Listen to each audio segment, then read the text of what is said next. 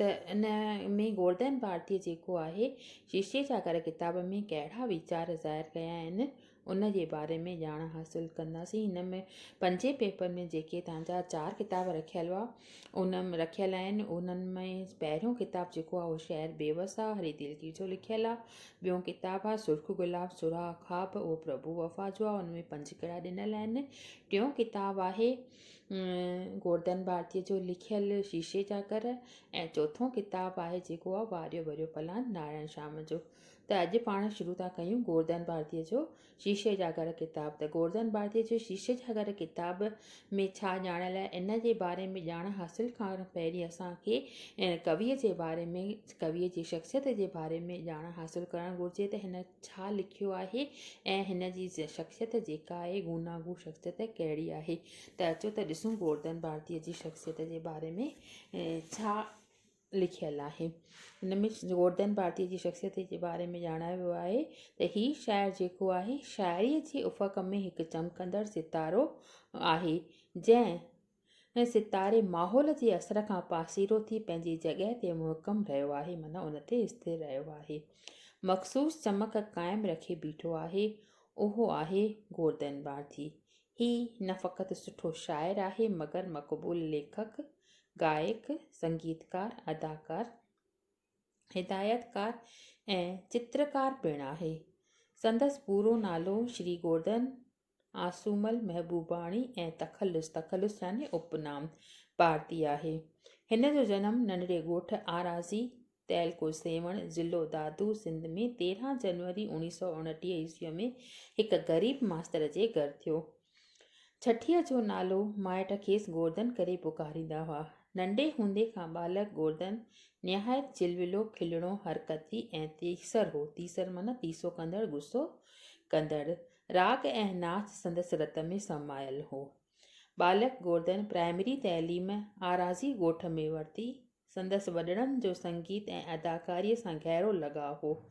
इन करे ॻाइण त गोवर्धन खे वरसे में मिलियल हो, मतिलबु गॉड गिफ्टेड जेको थींदो आहे वरसे में, या हिन जा जेके आबा ॾाढा ॻाईंदा हुआ त हिन खे बि इहो जेको ॻाइण जो जेको डांव आहे, जेको तरीक़ो आहे, उहो हुनखे वरसे में मिलियो हो। 6 वरियनि जी नंढड़ी ॼमार में हिन यकतारो खणी स्कूल जे स्टेज ते सूफ़ी कलाम ॻातो। पोइ हू आराज़ीअ मां तलटीअ वियो। उते पढ़ाई कंदे वॾ घराणनि आलमनि जे संग में नचण बि सिखियो। साज़ ऐं संगीत सां नृत्य कंदे माण्हुनि खे मोहियाई। 1 साल बैदि खेसि हैदराबाद मोकिलियो वियो, जिते गुरदासमल हिंदू हाई स्कूल में दाख़िल थियो। तइलीम दौर हिन नाटकनि में भाॻ वठंदड़ रहियो। स्कूल जे स्टेज ते आर्थर, रोहित, तारामती ऐं मूमल बणिजी अहिड़े त दिलसोज़ एक्टिंग कंदो, दिलसोज़ यानी दिलि खे घाईंदड़, दिलि खे वणंदड़ कंदो हो जो दर्शकनि खे बि रुहारे छॾींदो हो। हिटलर ड्रामे में नंढड़े नक ऐं ठहकंदड़ रोशन सबबि हिकु चीनी नाच कंदड़ छोकिरीअ जो रोल बख़ूबी अदा कयईं। 1946 में हिन मैट्रिक पास कई, जंहिं में हू सॼी सिंध में ॿियो नंबर आयो। संदसि पीउ जी मर्ज़ी हुई त पुटु डॉक्टर या इंजीनियर बणिजे। वॾे भाउ जी आरज़ू हुई त हू नृत्य सिखे या चित्रकारी जी सिख्या वठे, हिकु महान कलाकार बणिजे। कुझु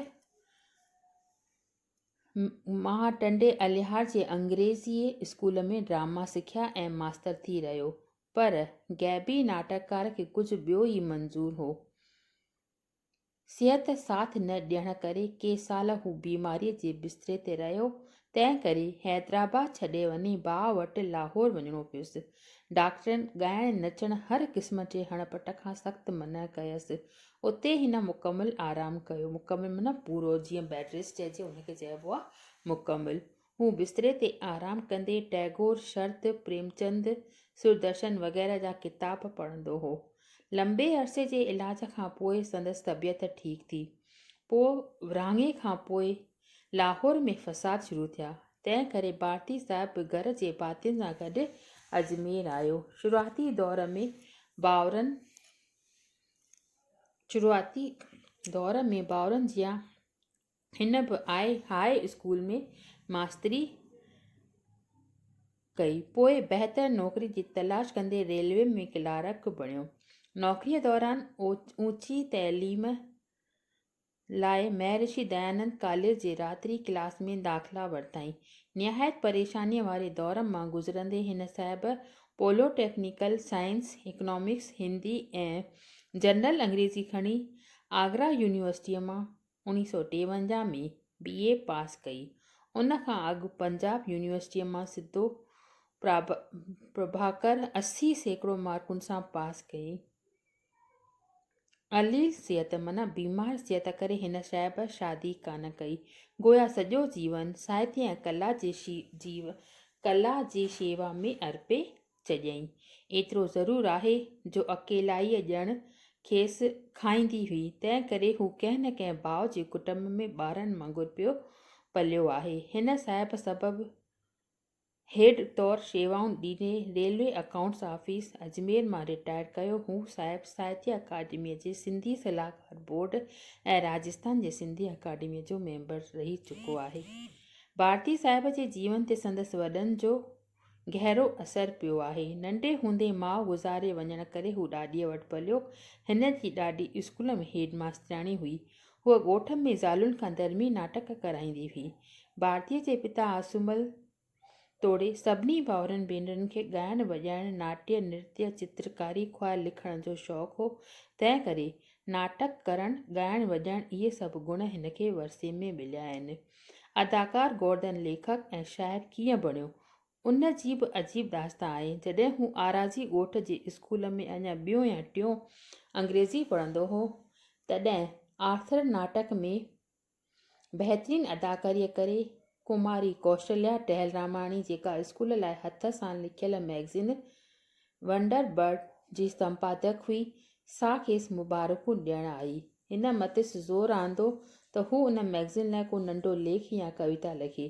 गोवर्धन साफ़ इनकार कंदे चयो त हू लेखक कोन्हे। ॿिए ॾींहुं जीअं स्कूल पहुतो त नोटिस बोर्ड ते लॻल वंडर बर्ड मैगज़िन में संदसि नाले सां हिकु बाल कविता ॾिठई। बालक गोवर्धन हैरत में पइजी वियो। पोइ ख़बर पियसि त उहा कविता हक़ीक़त में किशनचंद बेवस जी लिखियल हुई, जेका संपादिका मैगज़िन में संदसि नाले सां शामिलु कई हुई। अहिड़ीअ रीति भारती साहिब जी अदबी ज़िंदगी अदबी चोरीअ सां शुरू थी। जेतोणीकि उहा चोरी हिन पाण कान कई हुई, उन चोरीअ खेसि अदीब थियण लाइ आमदह कयो ऐं हिन कचियूं फ़कियूं कविताऊं लिखणु शुरू कयूं। त इन खां पोइ थियो हिन कविताऊं कीअं लिखियूं त इहा थी अॼु असां हिन जे बारे में शख़्सियत जे बारे में पढ़ियोसीं। शख़्सियत जे बारे में मतिलबु हिन कविता लिखणु कीअं शुरू कई नंढपण खां वठी करे, ऐं त सुभाणे जेको पाण कंदासीं उन जी शाइरी जे बारे में, त हिन शाइरी लिखणु कीअं शुरू कई। त इहो थियो हिन जो इंट्रोडक्शन। भई नंढपण में हिन जी ज़िंदगी कीअं हुई ऐं हिन खे कीअं कविता लिखण जो, अदीब बणजण जो शौक़ु पैदा थियो। त नेक्स्ट पाण सुभाणे कंदासीं।